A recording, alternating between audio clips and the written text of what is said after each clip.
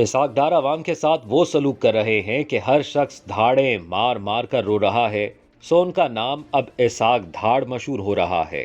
وہ جس طرح متوسط اور غریب طبقے کے پاکستانیوں کو دار پر چڑھانے کی ٹھان چکے ہیں، اسے دیکھتے ہوئے مستقبل کا مورخ اگر اس کے والدین بھوک اور مہنگائی سے بچ کر اسے دنیا میں لانے کے قابل ہو سکے تو انہیں اسحاق ڈار بھی کہہ سکتا ہے۔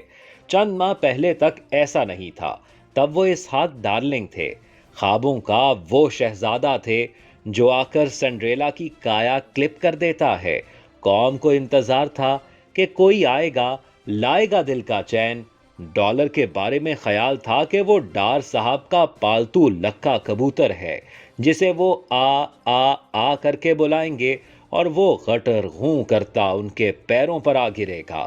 کسی حد تک ایسا ہوا بھی اور ڈالر کچھ نیچے آیا، شاید یہ دیکھنے کے لیے کہ اسحاق ڈار بھائی آ گئے ہیں یا نہیں، اور پھر اس نے دیکھا اور تھا جس کا انتظار وہ شاہکار آ گیا کہہ کر خوشی میں وہ اڑان بھری کہ ساتھ ڈار صاحب کے ہاتھوں کے طوطے بھی اڑ گئے اور عوام کی آس کا پنچھی بھی پھر سے اڑا اور اڑتے اڑتے دور افق میں ڈوب گیا۔ پھر تو چیل اڑی کوا اڑا کا کھیل شروع ہو گیا اور ہر چیز کو پر لگ گئے۔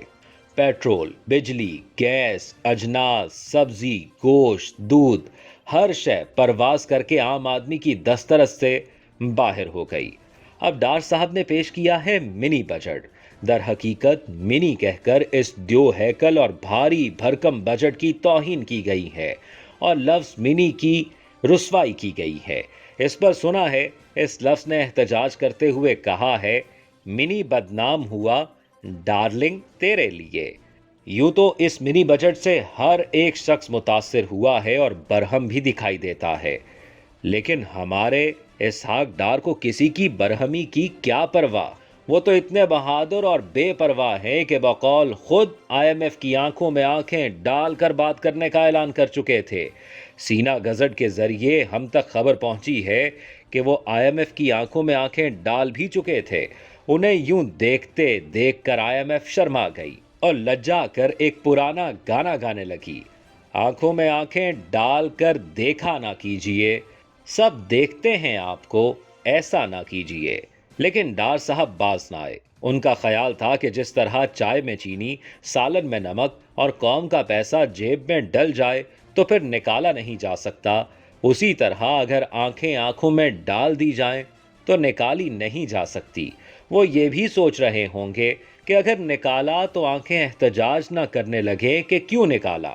ان کی آنکھیں اب تک IMF کی آنکھوں میں ڈلی ہوتی، وہ تو کہیں سے حکم، ہدایت یا مشورہ آیا کہ میاں کب تک IMF سے معاہدے کی نوید کی منتظر قوم سے آنکھیں چراتے رہیں گے؟ ایسے ہی آنکھیں نکال لو جیسے خود ملک سے نکل گئے تھے، ورنہ ہم قوم سے آنکھیں ملانے کے بالکل بھی قابل نہ رہیں گے۔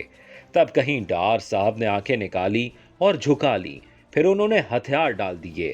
آنکھیں اور پھر ہتھیار ڈال دینے کے سبب وزیر خزانہ اسحاق ڈال بھی کہے جانے لگے ہیں۔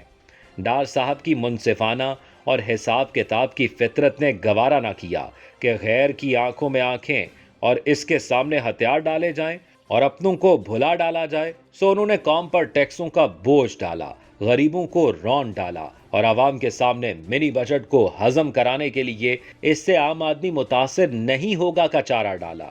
یہاں عام آدمی سے ان کی مراد گھانا، موزمبیق، بھوٹان، زمبابوے اور کیوبا وغیرہ کا عام آدمی ہے، جو یقیناً ان کے منی بجٹ سے ذرا بھی متاثر نہیں ہوگا۔ وزیر خزانہ نے منی بجٹ دلاسے اور آسرے ہی نہیں دیے، بلکہ انہوں نے عوام کو یہ مشورہ بھی دیا کہ وہ سادگی اپنائے۔